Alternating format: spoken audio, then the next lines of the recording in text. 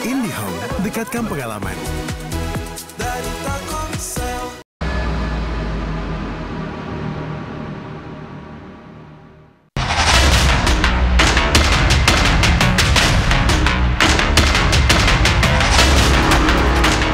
Perdebatan panjang mengenai tudingan ijazah palsu Presiden ke-7 Republik Indonesia, Joko Widodo, terus bergulir di ranah hukum. Laporan polisi yang dilayangkan Jokowi pada akhir April lalu berujung pada penetapan 8 orang sebagai tersangka, termasuk diantaranya mantan Menteri Pemuda dan Olahraga Roy Suryo. Namun silang pendapat keaslian ijazah Jokowi nyatanya masih mengemuka.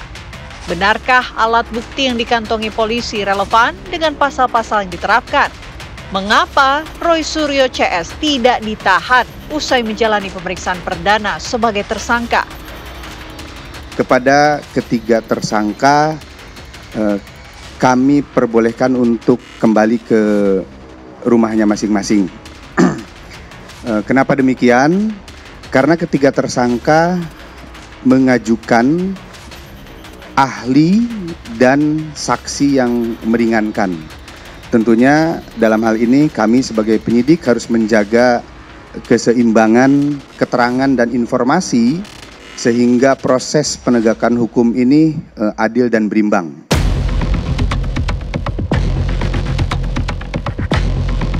Kasus ini bermula ketika Jokowi dan tim kuasa hukumnya mendatangi Polda Metro Jaya pada 30 April 2025 untuk melaporkan tudingan ijazah palsu. Setelah melakukan gelar perkara, penyidik lantas menetapkan total 8 tersangka. Berdasarkan hasil analisis digital forensik, peran hukum dan jenis pelanggaran yang dilakukan para tersangka dibagi ke dalam 2 klaster.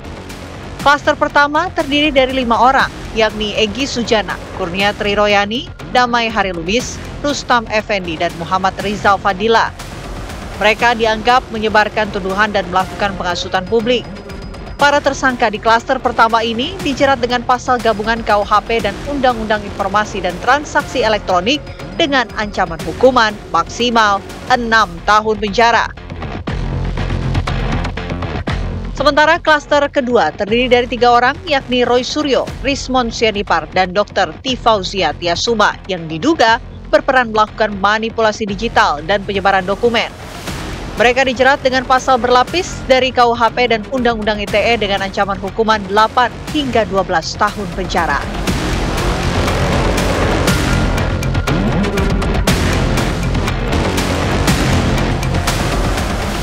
Meskipun kemudian masih timbul tanda tanya tentang alat buktinya. Alat bukti secara kuantitatif sudah terpenuhi karena sudah memeriksa saksi, memeriksa surat, memeriksa ahli kan itu.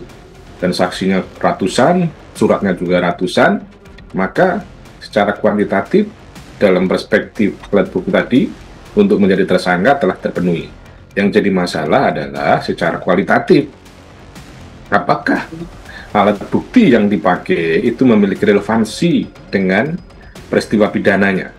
Apakah alat bukti satu bersesuaian dengan alat bukti satu dengan yang lainnya? Mungkin saja ada perspektif yang lain, bahwa ini kan ijazahnya belum dipastikan asli atau palsu kan gitu. Tudingan ijazah palsu yang dilayangkan Roy Suryo CS dibalas Jokowi dengan pelaporan polisi atas tuduhan fitnah dan pencemaran nama baik. Kedua kubu bersikukuh dengan pendapatnya masing-masing. Roy Suryo CS menuding telah terjadi tindakan kriminalisasi karena hasil pemeriksaan ijazah yang dilakukannya merupakan hasil uji ilmiah. Hukum pidana itu perlu dipahami barangkali juga oleh masyarakat bahwa sifatnya adalah ultimum remedium.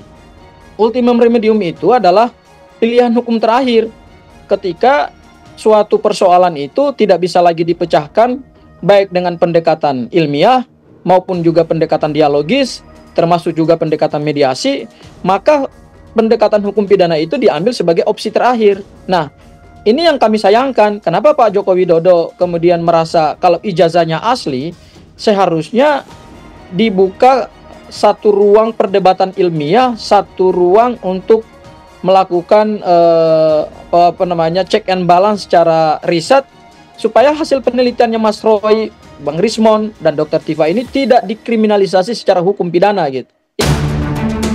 Sementara Jokowi sebagai pelapor mengklaim pihaknya berpegang pada hasil pemeriksaan polisi. Berdasarkan alat bukti dan analisis oleh Puslap Polri, penyidik menyimpulkan bahwa ijazah Jokowi sah dan asli sebagai lulusan Universitas Gadjah Mada. Bagaimana tidak diuji secara fisik ijazah Pak Jokowi? Sudah diuji. Di mana diujinya? Di Puslapor. Makanya Puslapor itu mengatakan bahwa ijazah Pak Jokowi itu asli. Nih saya tunjukin nih Mbak. Ya, ini ijazah asli Pak Jokowi nih. Ya, ini hasil dari Puslapor gitu loh. Ini otentik, asli, dan ini sama dengan ijazahnya dari teman Pak Jokowi sebagai perbandingan seperti ini Mbak. Semuanya itu sama persis, tidak ada perubahan-perubahan gitu loh. Nah sekarang menurut mereka kan mereka mau menguji pada oleh mereka sendiri. Ya mereka ini siapa lo gitu loh istilahnya kan. Nggak punya kepentingan apakah mereka penegak hukum kan bukan. Roy Suryo CS tidak tinggal diam. Usai diperiksa sebagai tersangka di kantor polisi selama sekitar 9 jam, ia menyatakan akan mengajukan ahli dan saksi meringankan.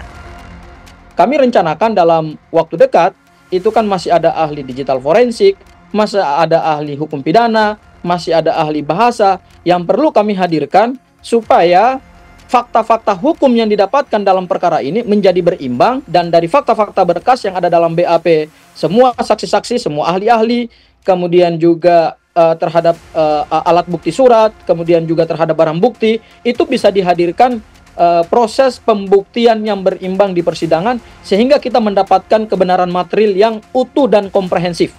Tapi perlu kita ketahui ini adalah pemeriksaan pertama.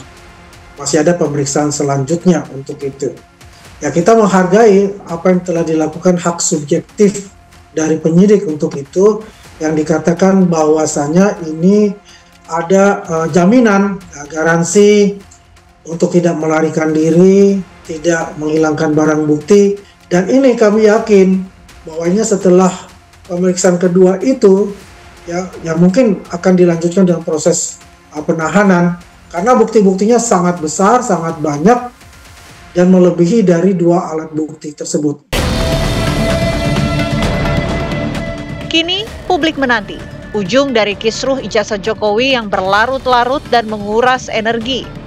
Pada tahap penyidikan, tugas kepolisian adalah mengumpulkan alat bukti yang nantinya akan dibawa ke pengadilan. Di persidangan, kubu Roy Suryo sebagai pihak yang menuding ijazah Jokowi palsu tentunya akan meminta majelis hakim untuk membuktikan keaslian ijazah tersebut.